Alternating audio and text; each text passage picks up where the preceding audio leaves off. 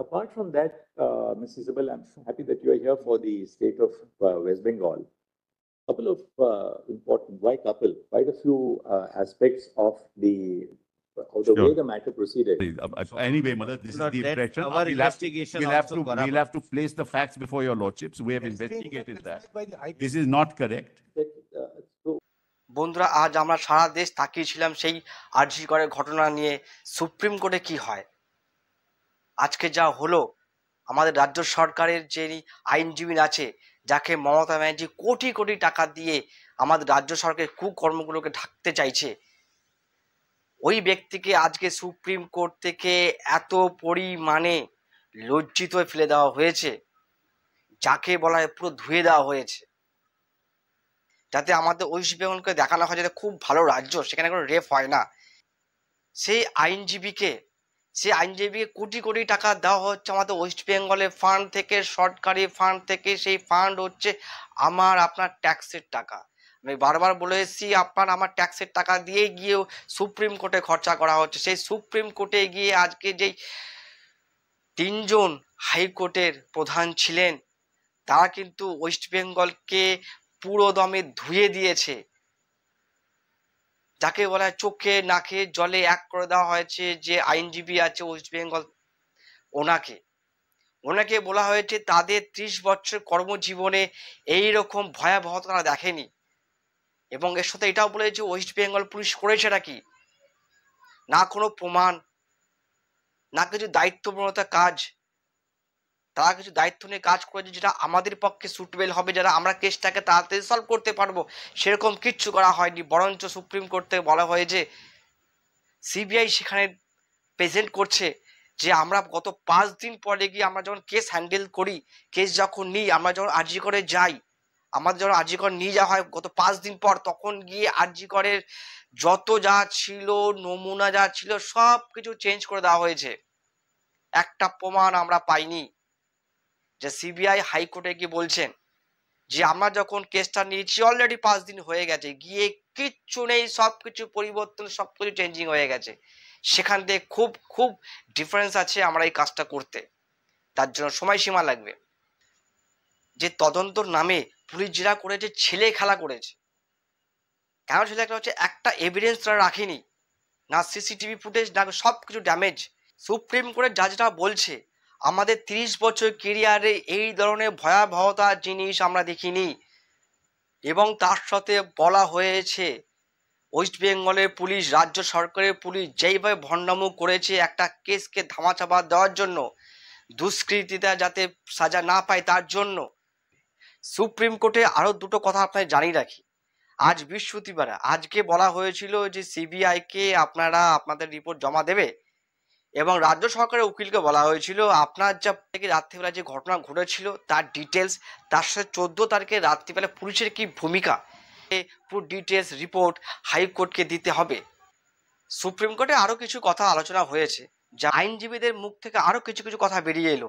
সন্দীপ ঘোষের বিরুদ্ধে আর্থিক দুর্নীতি হসপিটালের ভিতরে প্রচুর হয়েছে। 2023 সালে জুন মাসে উনি সিসিটিভি ক্যামেরা লাগাবার জন্য রাজ্য সরকার কাছ থেকে প্রচুর টাকা, 14 লক্ষ টাকার বিল সাবমিট করা হয়েছিল। শুধু সিসিটিভি ক্যামেরা, হসপিটালের ভিতরে সিসিটিভি ক্যামেরা লাগানো হবে, তার জন্য 14 লক্ষ টাকা ওয়েস্ট বেঙ্গল সরকারের কাছ থেকে তোলা হয়েছে। সেই সিসিটিভি ক্যামেরা আমরা আজ পর্যন্ত খুঁজে পাইনি কোথায় লাগিয়েছে। আর যদি সিসিটিভি ক্যামেরা লাগানো থাকতো, আর তাহলে আমরা জানতে পারতাম অরিজিনাল ঘটনাটা কি হয়েছে। সে সন্দীপ বাবু অত টাকা বিল করেছে, কিন্তু একটা সিসিটিভি ক্যামেরা সব জায়গায় লাগাবার কথা ছিল, একটা জায়গায় লাগানো নেই। সেই কোশ্চেনগুলো করছে সুপ্রিম কোর্ট। আর্থিক দুর্নীতি এর বিরুদ্ধে প্রচুর আছে, যত তাড়াতাড়ি সম্ভব সিবিআইকে রিকোয়েস্ট করবো এই ব্যক্তিকে তাড়াতাড়ি আটক করুন। এর থেকে আরো বড় বড় দুর্নীতি এর পিছনে রয়েছে, যা ওয়েস্ট বেঙ্গল সরকার কখনোই করবেন না। ওয়েস্ট বেঙ্গল সরকার 14 লক্ষ টাকা যে এই ব্যক্তিকে দিয়েছে তার জন্য অডিট করেছিলেন, করেননি। 14 লক্ষ টাকা দিয়ে দেখেছেন কখন সিসিটিভি ক্যামেরা লাগিয়েছে?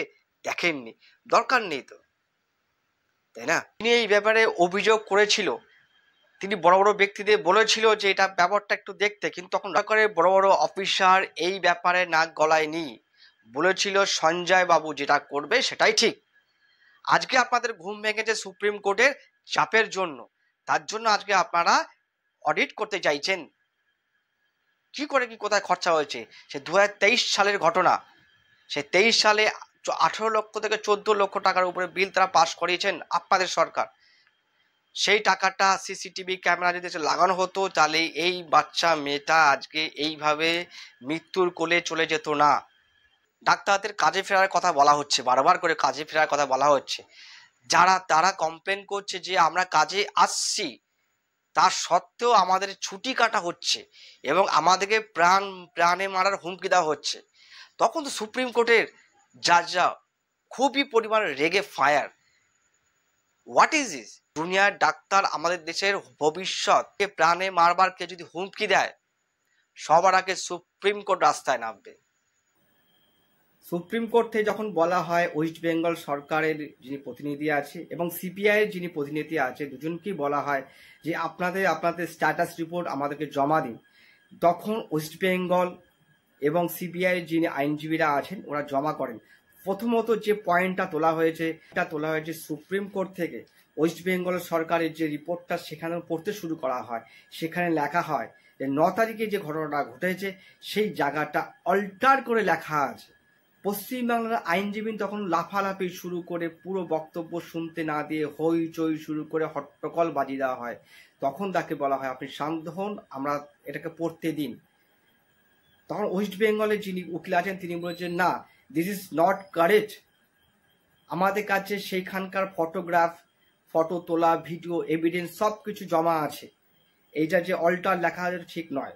আমরা হাইকোর্টে দেখলাম যখন সিবিআই এর আইনজীবী যখন বলছে যে জিনিসটাকে অল্টার করা হয়েছে, মানে যেখানে প্রমাণপত্র থাকা উচিত ছিল সেখানে আমরা 5 দিন পরে যখন যাই সেই জিনিসপত্র আবার ঠিকঠাক জায়গায় পাইনি, অনেক রকম চেঞ্জিং আছে।